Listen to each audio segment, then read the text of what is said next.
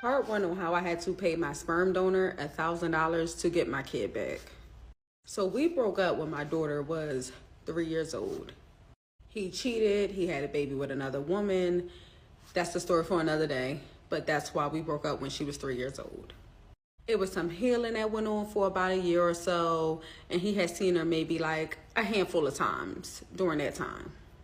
Now, just for context, during that time, like before I got pregnant and everything, we lived in the same house together, under the same roof, and lived together up until she was 3 years old, like a little after she turned 3. And they had a really good relationship. He was a decent father, horrible boyfriend, but decent father. So around June, she had a move up day at her school. She was moving up from like preschool up to kindergarten. So they had like this whole ceremony.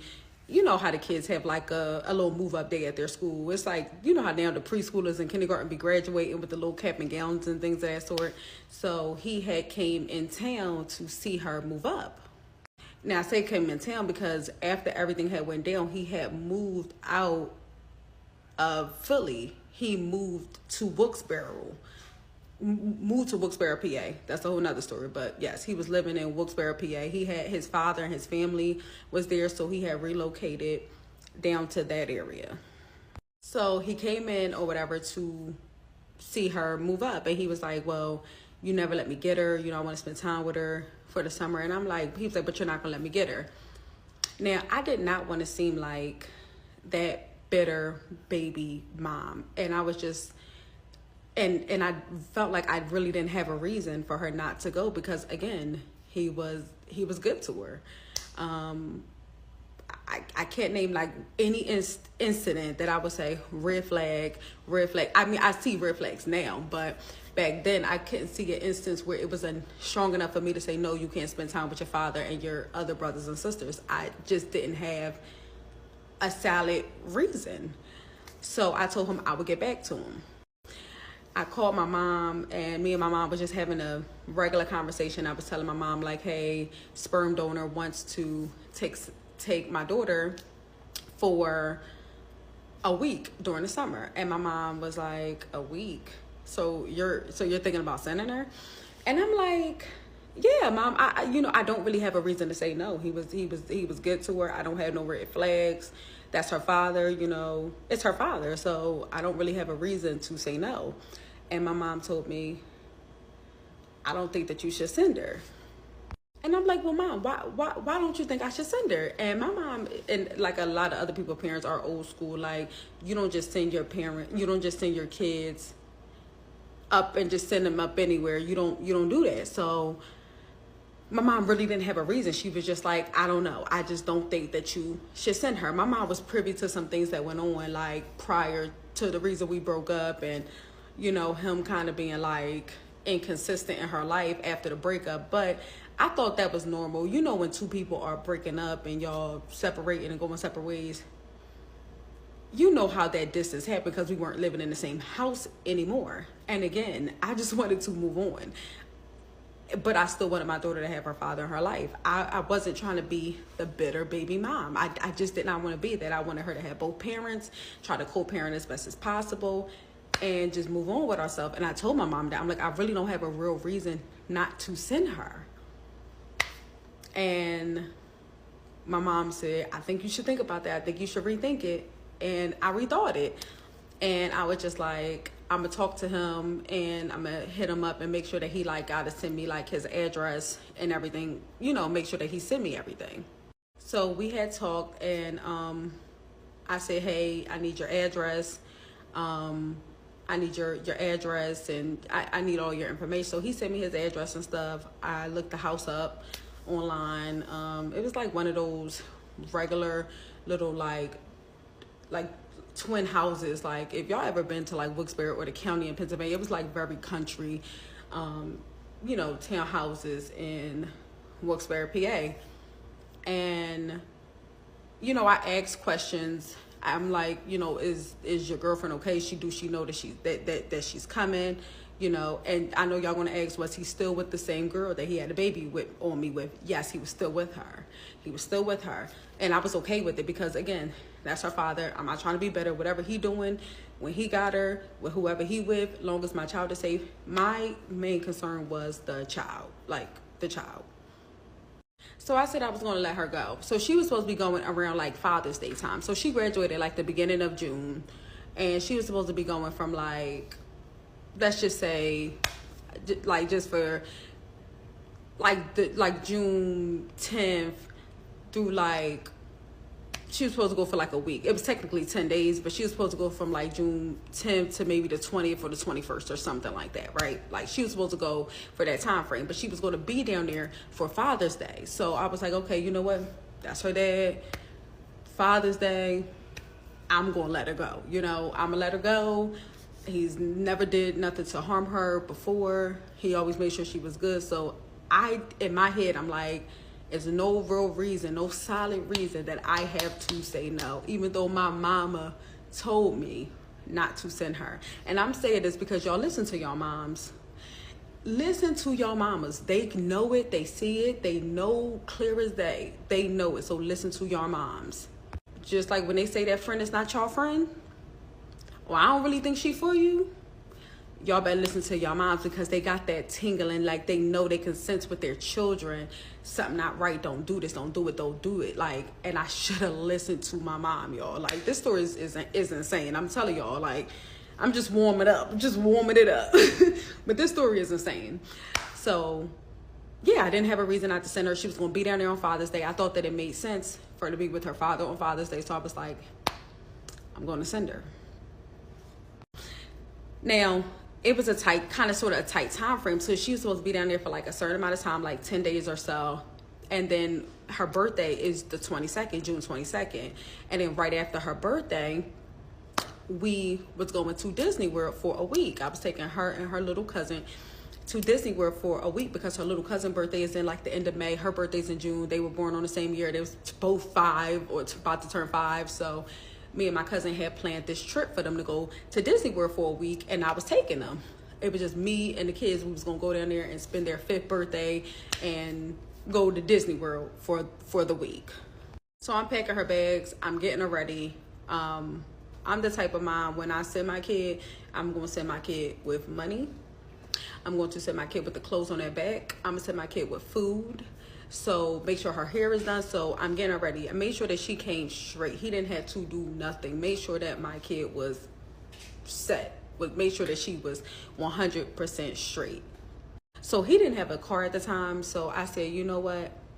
I will drop her off to you. Like, I didn't mind.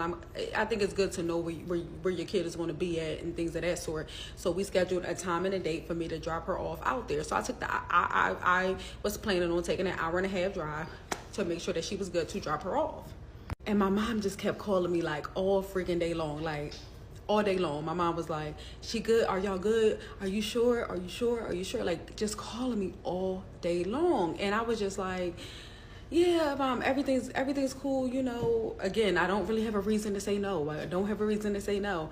My mom was like, I know, but you sure? You sure? Like, just have been calling me all day long that day. Like, was stayed on the phone with me almost like the whole drive up there. Like, just kept calling my phone. I promise you, my mom she must have had that mother's intuition because she just kept calling me. So I'm going to let y'all know how the drop-off and the exchange went on part 2 of how I had to give my sperm donor $1,000 to give me my daughter back. All right, y'all. Bye. Part 2 on how I had to pay my sperm donor $1,000 to give me my daughter back. Yes, he extorted me for $1,000. So we are at the drop-off now, guys. And we meet at like this grocery store. It had to be like a Kroger's or something like old-fashioned, like maybe a Wise Market. We meet at this grocery store, and I picked up food, snacks for her and all the kids. Like, hey, pick up whatever y'all want. And I probably spent over $200 on all the groceries. And no, I wasn't getting food stamps. Okay, over $200 on all the groceries. I dropped them off at the house, hugged my daughter, asked her, was she okay? Did she want to go? She kept saying yes, she was okay. I'm like, okay, please hook her iPad up to the internet. So She calls me maybe 10 minutes later. iPad is hooked up to the internet. I'm talking to her. She seems like she's fine.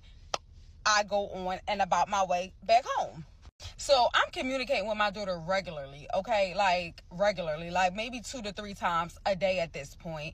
I'll call her. She'll call me on the FaceTime morning, noon, and before she go to bed. You know, I had to work all week, you know, whatever. Like, we were communicating regularly.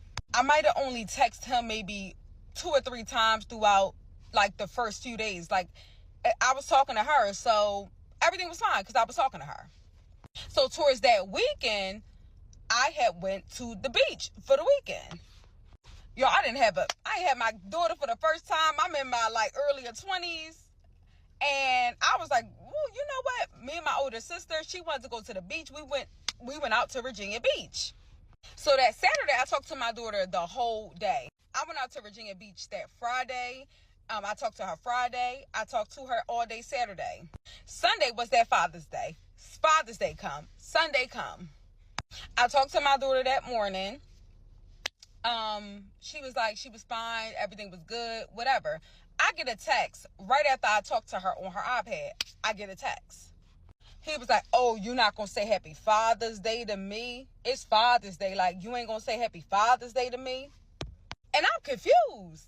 I'm like, now, when we was in a relationship, we celebrated Father's Day and Mother's Day. But outside of a relationship, we wasn't celebrating Father's Day and Mother's Day for each other. I didn't get a Happy Mother's Day and wasn't expecting one from him at all. But I'm trying to play nice. I'm like, oh, well, Happy Father's Day. Even though he had his child. So you got your kids. It's Father's Day, you got your kids. But I'm like, okay, Happy Father's Day. He began to text me and say, oh, well, you out at the beach. It's Father's Day weekend.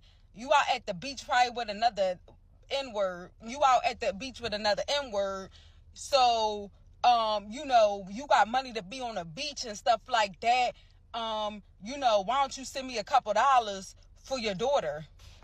Yo, I cannot make this up. This man said, why don't I send him a couple dollars for my daughter? He asked me for money. I'm like, I left money in Sanai's bag. I left about $300 in Sanai's book bag. I'm like, so anything that she needs to do, that should cover the cost for anything that she needs to do. He said he spent that money already. I didn't even ask what he spent the money on. I said, okay, well, I don't know what you want me to do, but I'm not sending you no money for Father's Day. I'm not sending you no money. I already sent my kid with everything she needed, and left $300 in the bag, and sent her with food and everything she needed. Up to the Vaseline she had to grease her behind with, okay?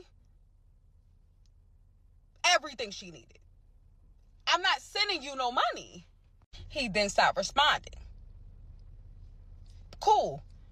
Maybe an hour or two later, I call my daughter on her iPad. No answer. I'm like, I pick up the phone. I try to call him at this point. Phone goes straight to voicemail. Phone goes straight to voicemail. Phone goes straight to voicemail. I'm like, he blocked me. I call from *67. The phone ring. I said, oh, he blocks me. So now I get on Facebook and on Facebook Messenger and hit him up like, so I could see that he read the messages. I'm like, why would you block me and you have Sanaa? Like, you cannot block me and you have my baby. Oh, you out there, it's Father's Day weekend, you out there with another nigga, you out there with another, and it's Father's Day, or whatever, you better send me some money or something like that, or she not answering the phone. Send me some money or she not answering the phone. You know what? How about I start asking her question, what, this dude live with you? What, this dude live with you? Mind you, he don't even know if I'm with a man or not in Virginia Beach. He knows I'm with my sister. He assumed I was with another man though. Which is so strange because, yo, we had after the whole baby situation and after we broke up. We broke up. Like, it was no spinning the block. Y'all know how, like, y'all be spinning the block with y'all baby daddies. I ain't spinning the block with mine. All right, you have a baby on me, that's it. All right, I ain't spinning the block with mine. So I was so confused where all this energy was coming from. I'm like, where's this energy coming from? He like, yeah, I'm questioning my daughter right now, and I'm going to make sure ain't nobody doing nothing to her. Maybe that guy is doing something to her. That guy probably doing something to her. Oh, yeah. She said that guy probably doing a little something to her, right? You gonna send him money now? You gonna send him money now? I cannot make this up, y'all. I cannot make this up. He said this guy probably doing something to her, something like that. I don't know. I might need to take her to the hospital or something. I need to take her to the hospital. Yeah, you ain't getting her back. You not getting her back. I need to take her to the hospital. She needs to get checked out. I gotta. So you gonna send the money now? You gonna send some money? I read the text messages 4 times, and before I responded, I said, this dude gotta be. I said, my daughter says. I said, I ain't even got no man. I'm like, that's a lie. I'm like, that's a lie. You're lying. He wanted to know if I had a man or not. I'm like, that's impossible. I said, so stop lying. I said, you're fishing. You're fishing for stuff, and you're mad because I'm at the beach on Father's Day, and you with your kids, I guess. I'm like, this is so strange. I told him, like, this is a strange situation. Mind you, anybody I was dating have never been around my kid, right? Have never been around my kid. And he was assuming I was with another man. Had no evidence, just was assuming. And anybody I was around had not been around my kid. Anybody I was dating or dealing with had not been around my kid at all. Not even inside my house. So I'm like, yo, this dude is fishing. Like, he's fishing. He just wants to know what I'm doing, if I'm laid up, whatever. He was just fishing. He is like, yeah, you ain't getting her back. I got her now. You not getting her back. I said, I'm not getting her back. He said, yeah, you not getting her back. I said, oh, I bet you I get my baby back. I said, I don't care if I said, I'm getting my baby back. And I text straight like this, which was a mistake that I texted. I said, I will kick your front door in and beat you and your baby mom up, and I'm gonna come get my baby. Y'all gonna give me my baby. Y'all playing with the wrong one. Y'all think y'all not gonna give me my baby. Y'all gonna give me my baby. Listen, guns blazing, y'all giving me my baby. And I wrote all that, text all that, okay? Text all that. This man blocks me on Facebook, no communication. So now I am worried. I am so worried. I get back home. I leave, get back home, and I'm calling, texting, trying to get in touch. No answer at all. Like, no answer. I go to work that Monday, and I'm just sitting at my desk. And I'm like in tears. I'm like shaking. I'm nervous at this point because it's been over 24 hours and I did not talk to my baby or him. And I'm like, I do not play with that. Like, I was so scared, like so upset. Like, think about it. I'm the custodial parent. Never went without talking to my baby. I tell my boss I gotta leave. I tell my boss, I said, Jeff, my boss name was Jeff at that time. I said, Jeff, I got to go. It's an emergency with my kid. I hop in my car from work and head down to Wilkes-Barre. I'm telling my sister what I'm doing. My sister like, I'm coming to him. I said, no, I'm going to deal with this on my own. I'm going to deal with this on my own. So I hop in my car, drive down in like the middle of it had to be like 10, 11 o'clock on that Monday now, that Father's Day Monday. Father's Day on the Sunday, this was that Monday. Jump in my car at around 11 o'clock and I'm driving and hitting down Wilkes-Barre. And on the next part, I'm going to tell you guys what happened when I arrived down Wilkes-Barre to get my baby. Part 3 on how I had to pay my sperm donor $1,000 to give me my daughter back. Yes, he extorted me for money. So I left work and I am on my way to Wilkes-Barre, PA to get my baby. Yo, I get there, boom, I get there in like an hour, okay? So when I get there, I get out the car and knock on the door. Boom, boom, boom, boom, boom. Boom, boom, boom, boom, boom. Nobody's answering the door. I go around the back. Boom, boom, boom, boom, boom. Boom, boom, boom, boom, boom. Nobody's answering the door. I turn the knob and walk in the house. Yeah, I walks in the house. The door was unlocked. I walk in the house. Yo, when I walked in the house, I instantly started crying because the house was so disgusting. The inside of that house, I can't even describe how disgusting it was. It smelled disgusting. It looked like the house was filthy. So I'm walking through the whole house. Nobody's in the house. So I leave out, get back in my car, and I'm just like, they eventually got to come back. So I'm just waiting at the corner of the block in my car. And I'm talking to my sister on the phone. 15 minutes later, I look over and I see about 5 people getting off the bus at the corner of the block. I see the pregnant girlfriend wobbling real big, like she big and pregnant, like about to pop. Wobbling. I see my baby. I see his son. I see their other kid. And I see him. My daughter see me. I yell her name. Sana! And she starts trying to run for Mom. And he grabs her hand. And I'm like, I'm not playing. Give me my baby. Y'all, 2 to 3 minutes later, about 4 to 5 police officers pull up to the house. He shows the police officers paperwork that he just got. It was a PFA, a protection from abuse, with my daughter's name on it and his name on it. So I'm hysterical, crying, y'all. And this is the part that broke my heart. Like, the police officers was like, hey, ma'am, you have to leave. And I was like, officers, I cannot leave without my kid. Like, I just can't do it. I'm like, look at her, she's crying. And then she was in the window, like you could see her from the window, crying, like bawling out, banging on the window, like, I want to go with my mom. I was like, and one police officer, they was like, you need to go. The one was like, you need to go, we're going to arrest you. The other police officer was like, no, we're not going to do that to her. Like, stop. Like, she's obviously a mother. Like, obviously the things that this man is saying is not like all the pieces, but they was like, this is a matter for the court. This is not a matter really for the police. And because he got a PFA and they served me with the paperwork for the PFA with your kid name on it and his name on it, you technically can't even take the kid because there's a PFA in place. Y'all, I felt so freaking defeated.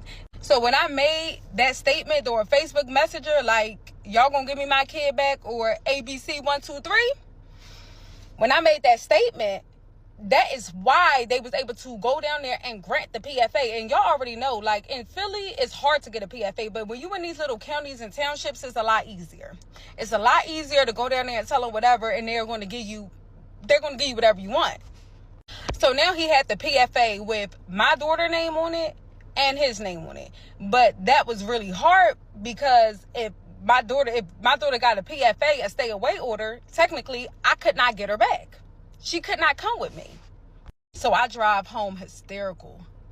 And I just lay on my couch and I'm just in tears, like hysterical. I felt like I failed my child. I felt like I made so many wrong decisions by sending her. I'm calling my mom. She didn't say I told you so, but I know she wanted to, but she didn't. And my mom was so mad because she like, I knew she wanted to just be like, I told you not to send her. But she didn't say that. But I could tell my mom was upset, like so mad, like so mad. So now I'm feeling the weight of the world. And this man writes me on Facebook Messenger. He must have unblocked me. He write me on Facebook Messenger like, chill. You gonna get her back. But we gonna come up with an agreement. I'm like, an agreement? ? What's the agreement? Like what agreement do we need to make? He like, you gonna give me $1,000. You owe me money anyway. Man, I'm out here effed up. I'm out here messed up. I ain't got no money and stuff like that. They took the kids' tax return. That was the kids' taxes.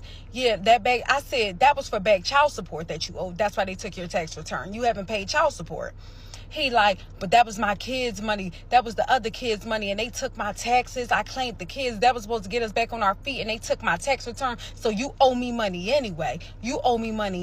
This is what this man told me. I owe him money because they took his tax return for back child support.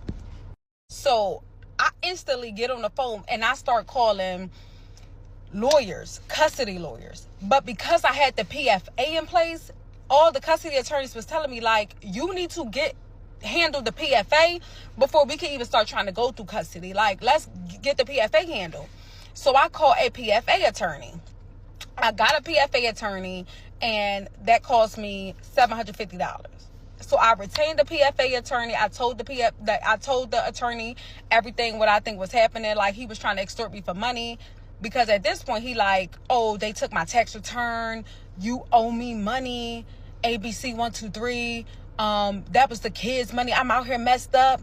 And I'm like, this man really trying to get money from me in order to get me my baby back? Like, this man wanted money from me in order for him to give me my baby back. I send the PFA attorney everything. He like, okay, we're going to take this to the judge. He was like, but I'm telling you, like, he was like, listen, I'm telling you, it's still going to be a fight. Like, this is what the PFA attorney is saying. I called a ton of PFA attorneys, like, and I kind of kept getting the same feedback. Like, this is still going to be a fight. It's still going to be a fight, because the allegations that he said on the PFA or whatever, like, it's serious allegations. So, you know, it's going to be a fight. It's going to be a fight.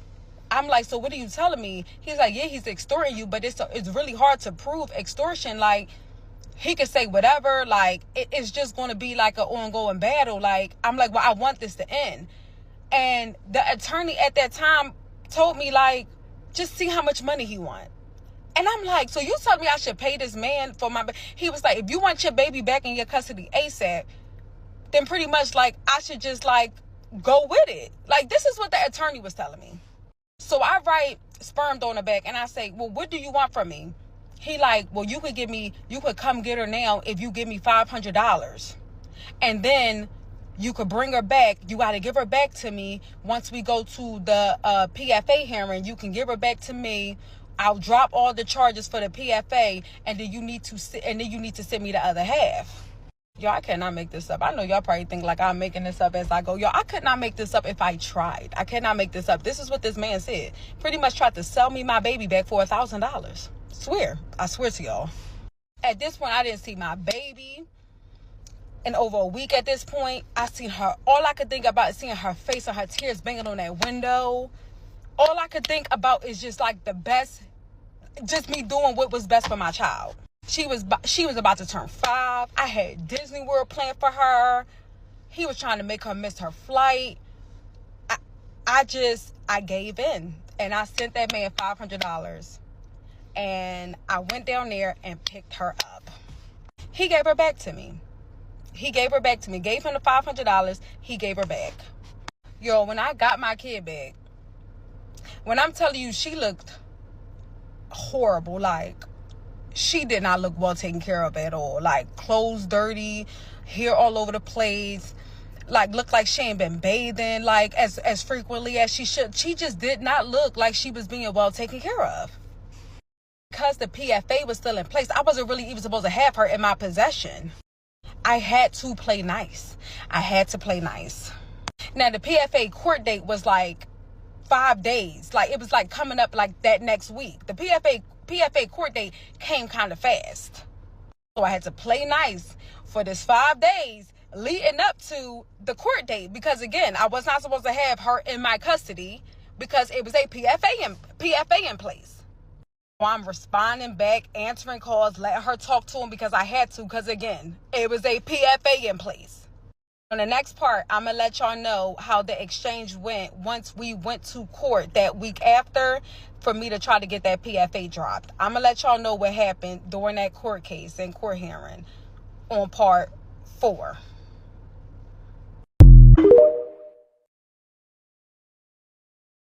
Part 4 on how my baby daddy made me pay him $1,000 to give me my child back. Yes, he extorted me for money. Now, this is the first $500 I gave him. I screenshotted this Cash App on July 9th of 2018. As y'all see, this happened back in 2018. But I sent the actual Cash App on June 20th of 2018. Now, my daughter's birthday is June 22nd. So as y'all see, the timelines, boom, boom, boom, boom, boom. Like I told y'all on my part 1. If y'all need to go back and watch part 1 so y'all can understand what I'm saying. That's why I gave y'all that introduction so that y'all can understand the timeline and what I was really facing. So he tried to keep my daughter from me on her actual birthday. another reason why I decided to just pay him, because I wanted my baby to have a good birthday. Like, I am that mom. He knew that that would have crushed me, broke my heart. I've never spent a birthday or holiday without my baby. Like, he knew that he had the upper hand on me. He knew how important my baby birthday is and how important my baby birthday always was. He was trying to hurt me. So I sent him the $500 on June 20th, and he released her to me and let me take her. Now, again, the PFA was still in place. So I technically wasn't even supposed to have her because the PFA was in place with her name on it. So I knew I had to play nice, because at any given moment, he could have said, bring her back, bring her back, bring her back, or called the police on me, and I would have been locked up for violating a protection from abuse order. So the PFA hearing was on June 26th. I get to court. He was already there. Okay? I talked to my lawyer because I did obtain a lawyer. Now, me and my lawyer had been talking. So my lawyer told me that my lawyer told me that he was going to get there early to talk to the judge, to let the judge know what I was experiencing. But we had to be strategic because I wanted Sperm Donor to drop the PFA. I did not want him to, I wanted him to go with the arrangement and go with the agreement and just drop the PFA. But once I arrived to court, I had to give him my daughter back, because technically she was supposed to be in his custody, because we was there for a PFA hearing with my daughter's name on it. So I had to release my baby back to him. Y'all, when I'm telling you my baby was about to turn him every which way, y'all, this girl was kicking, crying, screaming. She did not want to go back with him. I picked my baby up and said, look, I'm not leaving here without you. I got you, girl. I got you. Do mommy a favor. Give mommy 1 hour, okay? Give mommy 1 hour. She said, you promise? I said, baby, I promise. Listen, y'all, tears running down my eyes. I'm like, girl, come on now. What's my name? You know I got you. She said, okay. And she went, but she was real reluctant. But she went, and she was like, she didn't even want this man touching her, holding her hand. She didn't want him touching her. So I'm talking to my lawyer, and my lawyer told me that he spoke with the judge and let the judge know that I was being extorted. I had the receipts, the folder, the evidence, everything. Like, my lawyer had everything. The judge told my lawyer that we are there for a PFA hearing. This is a different matter for family court, and and that is more of a civil matter. And there is nothing that the judge can do at this current time about that situation, because we are there for a PFA hearing. Now, I didn't want to piss this man off, so everything was being done like low key. Like, I'm talking to my lawyer on the side. My lawyer, like, we doing it low key because I wanted him to just drop the PFA. Like, that's all I wanted for him to do, was drop this PFA. So he hold her hand and go into that courtroom. We go in front of the judge, and he was like, I want to drop the PFA. The judge was like, you sure you want to drop the PFA? And he was like, being quiet, looking all, yeah, I'm going to drop the PFA.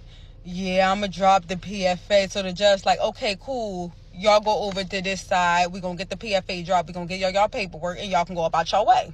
So after this, I tried to grab my daughter's hand. He picks her up. My daughter was trying to like get down. He picks her up and like walks out the courtroom really fast. Because I was not going to give this man the other half of the money. I swear to y'all, I was not going to give this man the other half of the money. He grabbed her and would not release her to me. My baby was crying. It was a whole scene outside the courthouse. Like, everybody's looking. My daughter's crying. Everybody's looking. Like, she like, get off of me. I want to get down. I want to go with mom. Get. And I'm like, give me my kid. Like, you said. He like, no, man. Nope. This a matter for family court. Nope. You heard what the judge said. This a matter for family court. No, she not going with you. He like, send me the. He doing like this. He like, turn his phone around. Like, send me the money. Like, send me the money. Y'all, I just seen my daughter kicking, screaming, being mad, crying, like, and I done made a promise to her, like, you are not going back with this man. Like, I made a promise to her. So at that point, on June 26th at 9 a.m., right after court, because court was like only like 30 minutes or less, I made the decision to send him the other $500, and I said force and not a bribe, because that's what it was, a bribe. And I took the screenshot on July 9th of 2018. I kept these receipts. Once he got the money, he put her down and let my daughter run to me. I had to then wait for my paperwork. So I had to wait probably like another 30 minutes or so to get my paperwork. This is showing that the protection from abuse order, it was withdrawn. It was dropped. He did this. He withdrew the request. So this is to show you guys proof that he withdrew the request on June 26th. Y'all, I got my paperwork. When I'm telling y'all, I got my paperwork, got in my car, and I text this man. I said, you will never hear or see from me and my child ever again in our life. I said that and hopped on that road. And that man has never heard from me or my child ever again. A few days later, on July 1st, we hopped on a flight and went to Disney World. My daughter spent her 5th birthday in Disney World. And she had a great time. After we got back, it was just on my heart and on my mind so much. I mean, I had my daughter back in my custody, but it was so hard on my heart and so hard on my brain, the fact that the other parent, right, that does not take care of the child, that barely gets and sees the child, has rights over the child, can take the child and use the child as a pawn and weaponize that child against you. So I took action. I had to wait till I got my coins up, because this had cost me a lot of money, and I'm a single mother, and I was just working a regular full-time job. I did not own a business at this time, so I did not have a lot of money or resources. So I got my coins up a little bit, and then I filed for full custody of my daughter. So I'm going to show y'all that. I talked to that same lawyer, called that lawyer office back in August. Put the petition in once I got all the money in September, and was awarded sole custody of my daughter. I was awarded sole custody of my daughter in October of 2018. It was traumatizing to me. It was traumatizing to her. And the sad part is she still remember what happened, still to today. She remember everything. Like, she even told me extra things like that I didn't even know. Like, she even told me extra things, and it just like still kind of like put a damper on my heart and my feelings. But I told her, like, she no longer have to worry about that. It's my job to protect and provide for her. So my child understands. She understands very well what happened. She understands very well why he is no longer a part of her life. And she agrees with the decision that was made. My kid is now 11. You know, she's in middle school now. And she has a father figure in her life. Great guy. Can be trusted. Great father figure in her life. So in the last like 6 or 7 years, I only seen this man maybe like 2 times. Only seen him about 2 times. And it was going to child support court. Of course, he was years and years and years behind on his child support. So we had a few contempt hearings where he had to show up, and he showed up to maybe like 2 of them. He did not show up to the custody court battle. That's why it was so easy for me to get sole custody of my child, because he didn't even show up. So just months after him taking her and not giving her back and putting me through the court system, this man would not even show up for custody court. Pretty much just gave me sole custody of her. He just wanted the money, and he just wanted to hurt me. He doesn't call or reach out. The only time he emails me is when they take his taxes. And boy, I could show those receipts, because I got a folder with his name on it of nothing but nasty emails that he send me every time they proceed to take his taxes, because he don't pay his $343 a month in child support. But I hope my story helps someone. Do not take custody as a joke. Don't be thinking that these men don't want these kids, because they would do anything a lot of times just to hurt you. And if y'all are anything like me, the only way that you can truly hurt me is through my child, because I don't love nothing in this world more than her. So this ends my story time, y'all. Bye.